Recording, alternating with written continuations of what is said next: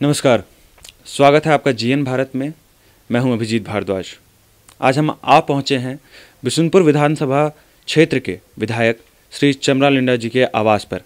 आज हम इनसे जानेंगे कि सरना धर्म कोड क्या है और इसके पारित होने से आदिवासी समाज को क्या क्या लाभ होगा और अन्य बातें भी उनसे हम करेंगे। तो आइए बात करते हैं श्री चमरा लिंडा जी से।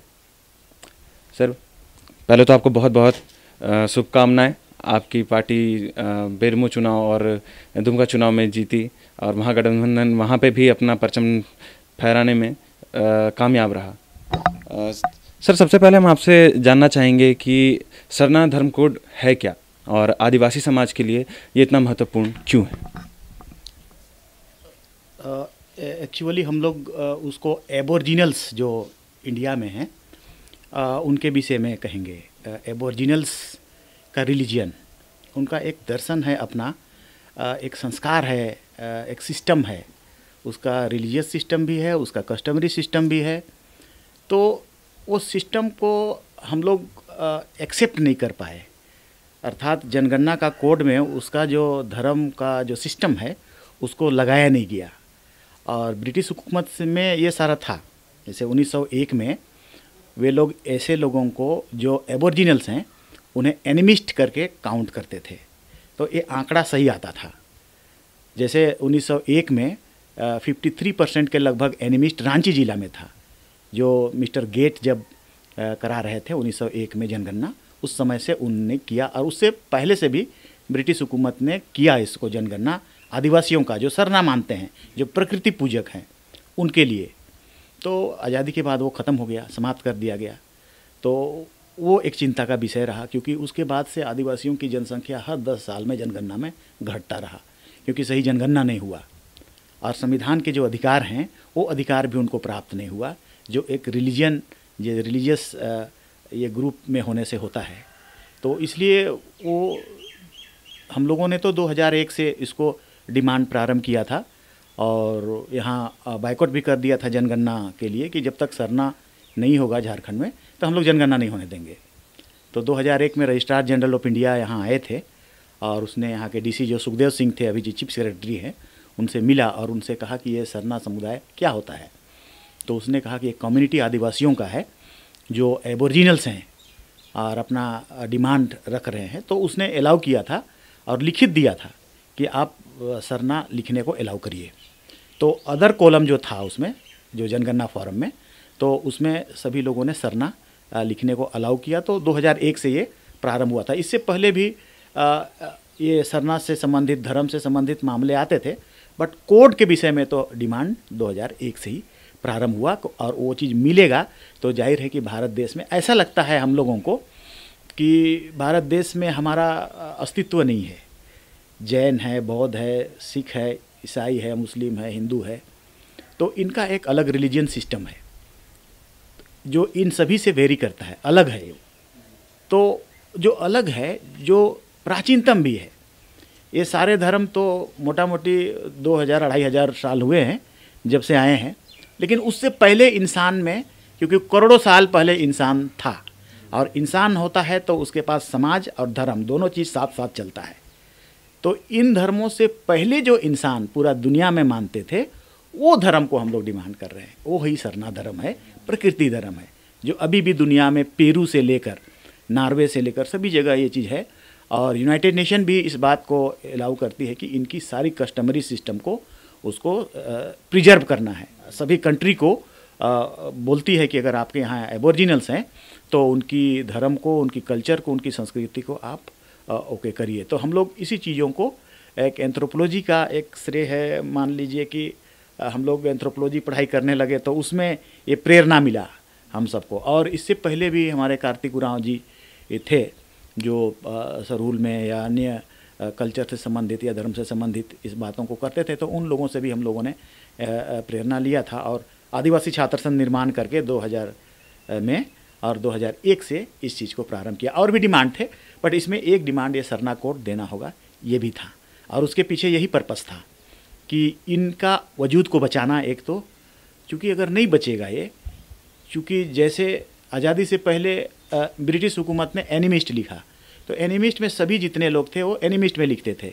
उसके बाद हटाने के बाद में कोई कॉलम नहीं रहने के कारण कोई आदिवासी लिखा, तो कोई अपना जात को लिखा, तो कोई अपना सनातन लिखा, जिसको जैसा मन किया। तो बहुत वेरिएशन आ गया। तो वेरिएशन आ गया तो उसमें ये चीज़ मतलब उसकी सर्वाइवल से संबंधित होने लगा कि सबसे प्राचीनतम धर्म लुप्त हो जाएगा। संविधान तो उसके बाद बना, उसके बाद तो संवैधानिक अधिकार तो चाहिए ही। जैसे संविधान के 29 में 30 में ये सारे चीज़ें जिक्र है कि आप धार्मिक रूप से चीज़ें होंगे तो आप अपनी स्कूल चलाएंगे, अपने भाषा को संरक्षित करेंगे, अपनी कल्चर को संरक्षित करेंगे, उसके लिए गवर्नमेंट फंड देगी। तो इस सब से तो वंचित हो गए आदिवासी। जनगणना सही होने नहीं लगा, हर 10 साल में घटने लगा।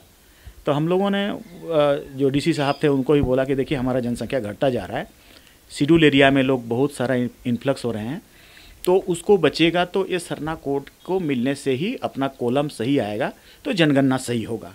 और जनगणना सही होगा तो हमारा जो कस्टमरी सिस्टम है वो सब भी सेफ होगा, क्योंकि जब सरना होगा तो सरना से संबंधित जो पूजा पाठ और उसकी लैंड, उसकी जो भुइयरी ज़मीन, सरना का ज़मीन, या तो जो अखड़ा है उसका सरना है, उसका मसना है, उसका जतरा है, ये सारी चीज़ें उस सरना से ही संबंधित है। और सरना कोड के होने से आइडेंटिफिकेशन मिलेगा, वो इंडिया में और वर्ल्ड में मिलेगा। इसलिए हम लोगों ने इनिशिएट किया है इसको कि डिमांड शुरू। ये बहुत खुशी की बात है कि 20 साल के अंदर अंदर गवर्नमेंट ने सुनना शुरू कर दिया, जानना शुरू कर दिया। और इस बार ये विधानसभा से ये ओके भी हो गया, पास भी हो गया। और हेमंत जी को भी हम लोग धन्यवाद करेंगे कि उनके दिमाग में भी ये जेहन आया, क्योंकि वो एक आदिवासी होने के नाते उसकी जिम्मेदारी थी कि इसको आने वाला पीढ़ी के लिए कम से कम इनिशिएट करे और उसको लागू करने का प्रयास करे। तो ये अच्छा चीज़ हुआ विधानसभा से जो पास। सर इस आंदोलन को आपने काफ़ी पहले शुरू किया था और इस आंदोलन में आपने बहुत महत्वपूर्ण भूमिका भी निभाई है। तो सर ये आंदोलन आपने कब शुरू किया और ये जन आंदोलन कब बना? और इस आंदोलन के दौरान आपको कुछ समस्याएं भी शायद जानकारी के अनुसार आपको देखनी पड़ी थी, कुछ मुकदमा भी हुआ था क्या सर इससे रिलेटेड आपके ऊपर, या फिर कुछ भी ऐसी समस्याएं इसमें आई? मुकदमा तो नहीं हुआ, लेकिन मुकदमा करने का धमकी दिया गया था 2001 में। तो हम लोग जब रजिस्ट्रार जनरल ऑफ इंडिया बोले कि ठीक है लिख दो, तो उस समय 2003 में हम लोग रजिस्ट्रार जनरल ऑफ इंडिया के पास गए थे, दिल्ली गए थे, और उनसे पूछे कि हम लोगों को जो एनिमिस्ट है रिलीजन है जो ब्रिटिश लिखते थे, तो उसको हम लोग को जोड़ दीजिए, क्योंकि यहाँ 10 करोड़ के लोग ऐसे हैं जो लोग इस धर्म को मानते हैं, वो पूजा पाठ करते हैं, वो सिस्टम को मानते हैं। तो उसने कहा 300 से ज़्यादा लोग कम से कम ऐसे डिमांड कर रहे हैं, किसको देंगे हम? तो हम लोग कहे कि नहीं, हमारे यहाँ तो बहुत ज़्यादा संख्या है। तो उसने इस बात को कहा कि अच्छा एक चीज़ है, एक हो सकता है कि जैन का 39 लाख है, अगर आप 39 लाख से ज़्यादा लिखवा देते हैं, करा लेते हैं, तो इसको कंसीडर किया जा सकता है। क्योंकि 300 से ज़्यादा है जो एक किसी का 10 है, किसी का 20 है, किसी का 4000 है, किसी का 10,000 है, ऐसा लिखते हैं अलग अलग लोग। तो उसके अप्रोच में उसके बराबर में करीब करीब आएगा, तब 7वां जनगणना में स्थान हम लोग दे सकते हैं, उसने वो कहा। तो हम लोग के दिमाग में यही बात आया कि तब हम लोग नेक्स्ट जनगणना होगा। उसने ये भी शर्त रखा कि ये आंकड़ा मेरा डॉक्यूमेंट्स में होना चाहिए, आप अपना सर्वे करके नहीं चलेगा आपका, मतलब नेक्स्ट जब जनगणना होगा तब आप लोग सरना लिखेंगे और वो सरना 40 लाख 41 लाख या जैन से ज़्यादा या अब करीब करीब उसके बराबर होगा, देन हम लोग कंसीडर करेंगे। तो हम लोग 2011 में पूरे के पूरे क्षेत्र में, उड़ीसा में, बंगाल में, झारखंड प्रदेश में सभी लोगों से यही रिक्वेस्ट किया कि आप लोग सरना लिखिए, आने वाला कल में इनको प्राप्त करने का यही रास्ता है। तो जब जनगणना हो गया तो 13 में हम लोगों ने पता लगाया और प्रधानमंत्री के पास भी हम लोग गए थे 13 में, लेकिन उससे पहले हम लोग 2012 में आंकड़ा आ गया था, तो 41 लाख सरना के लोग लिख लिए थे। अब हम लोग को बहुत खुशी हुई थी, क्योंकि रजिस्ट्रार जनरल ऑफ इंडिया ने जैसे कहा था, चिदम्बरम जी के पास भी हम लोग गए थे उस समय, तो उसने भी इसी तरह की बातें कही कि ठीक है रजिस्ट्रार जनरल ऑफ इंडिया से मिल लीजिए, वो जैसा निर्देश करते हैं वही सही हम लोग करेंगे। और रजिस्ट्रार जनरल ऑफ इंडिया ने कहा कि आप 11 में इतना आंकड़ा दीजिए जिससे कि हम लोग हमको सुविधा हो और औरों से कंपेरेटिवली ज़्यादा संख्या हो। तो 41 लाख के करीब करीब 2011 में आ गया था। अब हमारा चांस हो गया था, अब उसको मिलना चाहिए था 2011 में। तो हम लोग 13 में फिर प्रधानमंत्री जी के पास गए, मनमोहन जी थे, ये फ़ोटो भी उन्हीं की हम लोग इसी यही मांग के लिए गए थे, इसी डिमांड को लेकर के। आप हमारे दर्शकों को, अगर आप हमारे दर्शकों को ये तस्वीर दिखाएं तो उन्हें जानने में असुविधा होगी। बिल्कुल बिल्कुल। ये था, हम लोग बात कर रहे हैं, हम लोग 4-5 प्रतिनिधि के रूप में गए थे।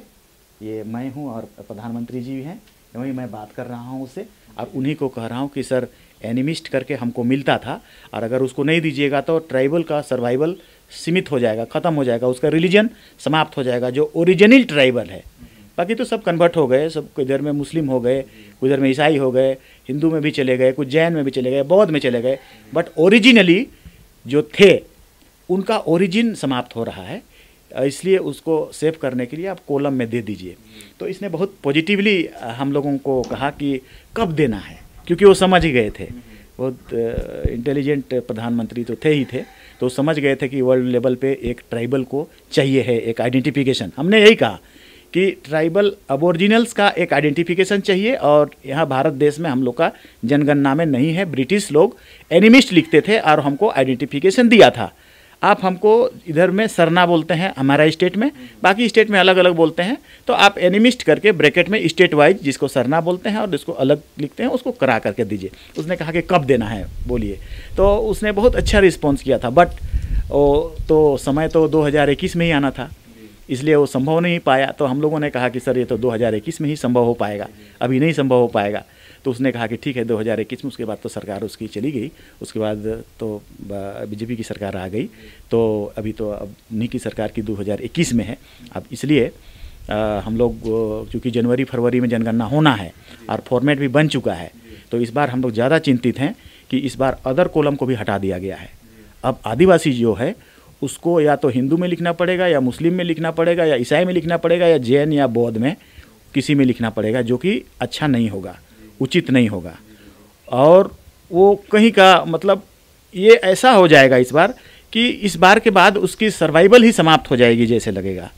तो हम लोग कई बार इसको भी आपत्ति दर्ज किए हैं कि हम लोगों को बनवासी वगैरह जो बोलते हैं तो अच्छा नहीं लगता है हमें कि जंगलों का कोई पशु है, पक्षी है, जानवर है जैसा, तो हमारा जो एक आइडेंटिफिकेशन मिलेगा देन ये सारी चीज़ें हटेंगी।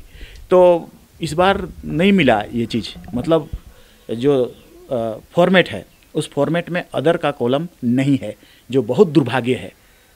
और इस बार हम लोगों को चाहिए है कि नहीं, हम लोग ये विरोध होगा और अवश्य होगा। हमको लगता है जब जनगणना स्टार्ट होगा तो 2001 से भी ज़्यादा विरोधाभास होगा यहाँ पर, क्योंकि सभी लोग जुड़ चुके हैं उस रिलीजन से और अभी नहीं मिला है। और इतना लोगों में अवेयरनेस भी आ चुका है, कई स्टेट में आ चुका है और मिला नहीं।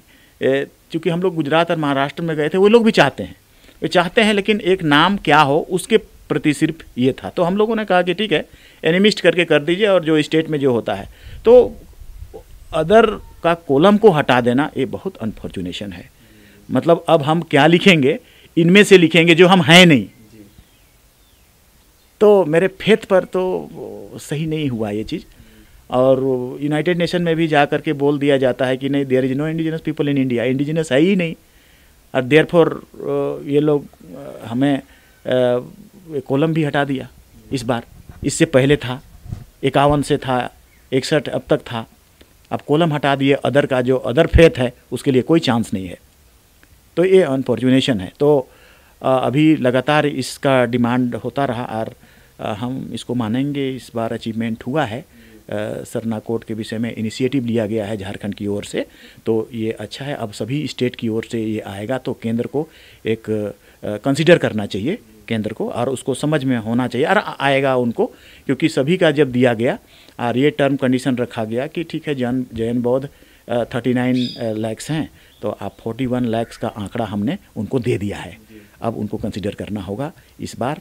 मगर अब क्या होता है देखें, फ्यूचर में करते हैं नहीं करते हैं, चाहते हैं नहीं चाहते हैं, हम नहीं कर सकते हैं उसको। को अगर जनगणना के कॉलम में स्थान दे दिया जाता है तो इससे आदिवासी समाज के जीवन में जो परिवर्तन आने वाला है या जो बदलाव आएगा वो सकारात्मक ही होना चाहिए। इतना आंदोलन हो रहा है तो वो किस तरह का बदलाव होगा, आप इसे किस रूप से देखते हैं? सबसे बड़ी बात है कि उसका पॉपुलेशन, पिछले टाइम में एक डिलिमिटेशन आया था और डिलिमिटेशन एक्ट के तहत में यहाँ पर हमारी सीटें जो हैं एमएलए की सीटें अभी 28 से घट के 21 हो जा रहा था, क्योंकि बोला कि पॉपुलेशन आपका कम हुआ है, तो आरक्षण की नौकरी भी कम हो जाती, जाहिर है कि इसलिए हम लोग उसको चिंतित में थे कि हर 10 साल में घटता जाएगा तो एक ना एक दिन झारखंड से भी उनकी उपस्थिति, उनकी नगण्य हो जाएगी, उनकी जो आंकड़ा है उसका गणना है, उनका संख्या है सो खत्म हो जाएगा।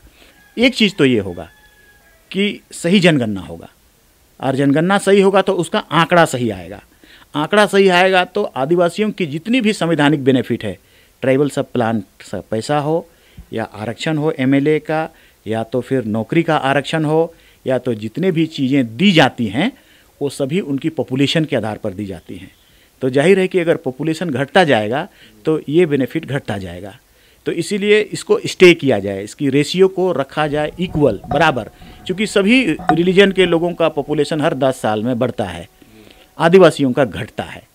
तो ये जनगणना मिलने से ये स्टॉप हो जाएगा, स्टे हो जाएगा, और उसका बेनिफिट आदिवासियों को मिलेगा फ्यूचर में और क्राइसिस का गुंजाइश नहीं रहेगा, सर्वाइवल के लिए स्ट्रगल नहीं करेंगे, तो फिट हो सकेंगे जब ये सब हो जाएगा। दूसरी है कि संविधान की कुछ धाराओं में धर्म से, जिसके आंकड़ा है धर्म का 28 में है, 29 में है, 30 में है, तो वे लोग अपने स्कूलों को चला सकेंगे, अपनी स्कूल खोल सकेंगे, अपने बच्चों को पढ़ा सकेंगे, फिर अपने लिए संस्था चला सकेंगे और संस्था चला के अपनी भाषा को बचा सकेंगे।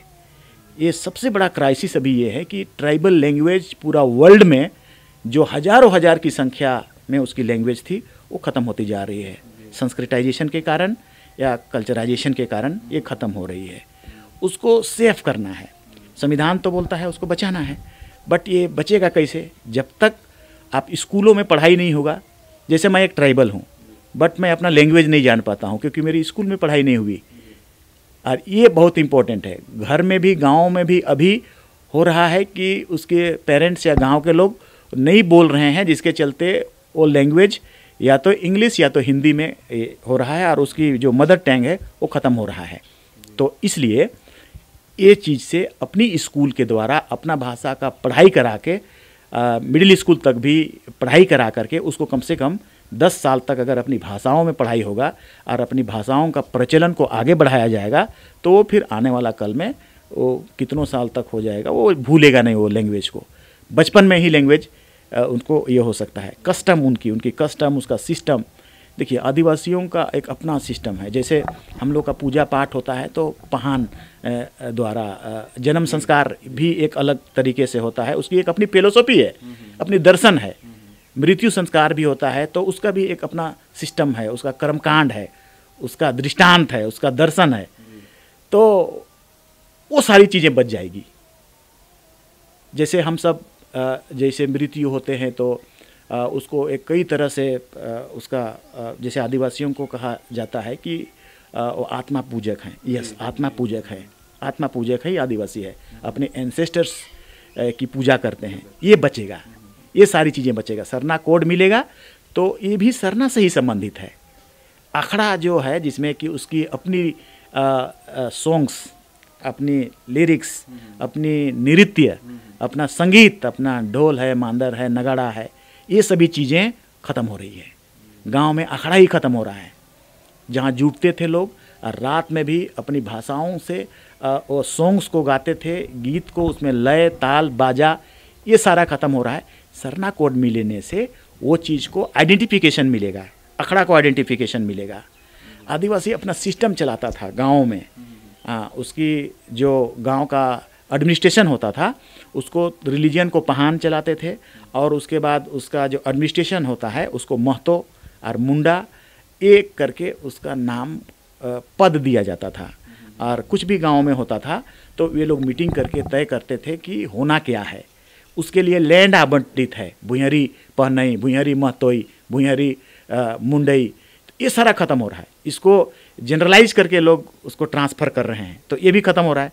तो कस्टम ही समाप्त हो रहा है। तो जाहिर है कि अगर सरना कोड आ जाएगा तो ये सब भी सेफ हो जाएगा, ये सब under control of the government आ जाएगा। उसकी जिम्मेदारी हो जाएगी कि नहीं, ये लैंड सरना की लैंड है, सरना कोड से संबंधित लैंड है, इसलिए इसको प्रोटेक्ट किया जाए, इसको नो ट्रांसफरेबल होगा। और उसकी कस्टमरी सिस्टम है, उसकी अखड़ा जो है, उसका जतरा वगैरह है, जतरा भी समाप्त हो रहा है, जिसमें पूरे के पूरे कोढ़ा के लोग आया करते थे। 200 उसका जो पढ़ा होता था, पढ़ा, ये पढ़ा का भी अलग अलग कैरेक्टर होता था, नेचर होता था, उसका कल्चर होता था, उसमें नृत्य और संगीत होता था। लोग वहाँ इकट्ठा होते थे और वहीं पर आदिवासियों में शादी ब्याह के लिए लोग उसकी लड़की देखना या लड़का देखना या एक दूसरे से मिलना या जुलना, ये सारा कुछ होता था।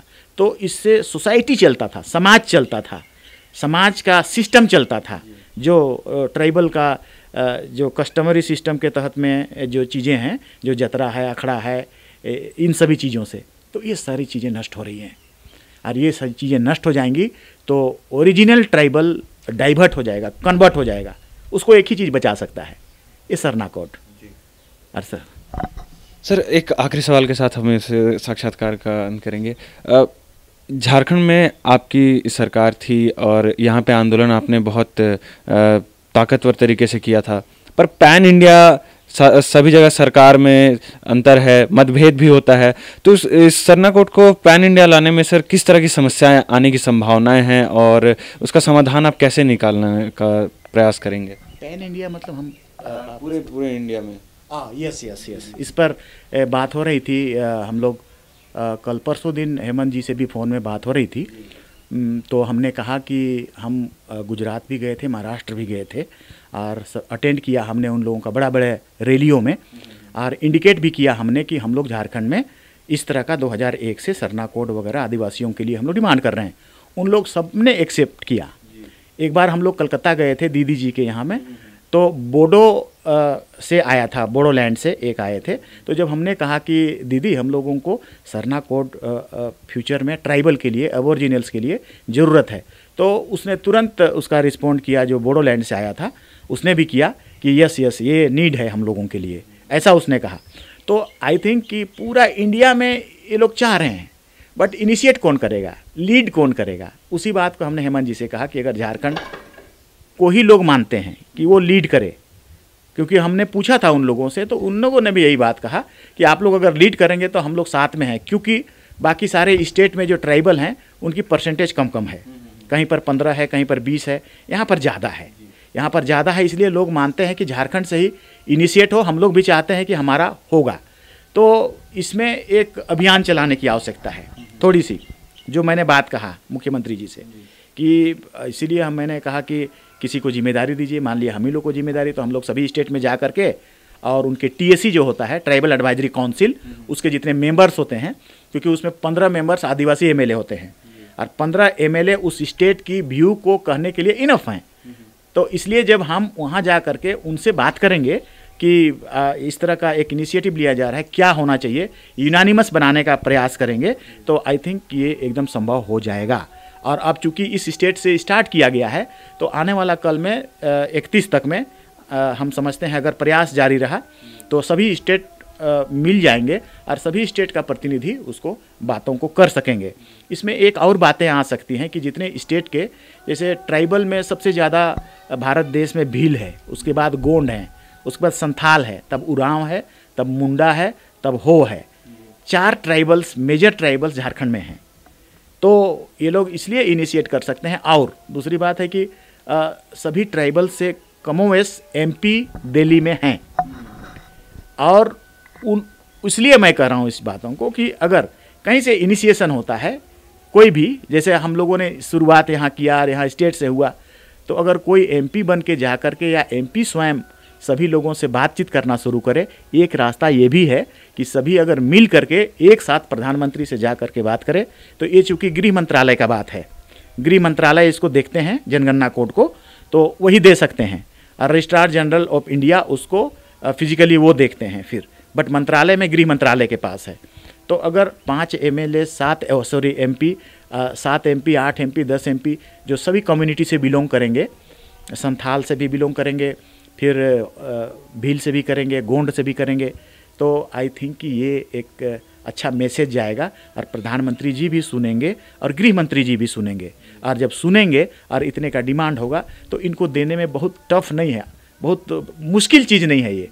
आसानी से दिया जा सकता है। हम सोचते हैं आज तक इस विषय में इनिशिएट ही नहीं किया गया, बोला ही नहीं गया, मांगा ही नहीं गया, और इसलिए दो रास्ते से संभव है। एक तो टीएससी के सभी जो स्टेट हैं उस टीएससी का 5th शेड्यूल और 6th शेड्यूल के द्वारा मीटिंग करके मिल करके एक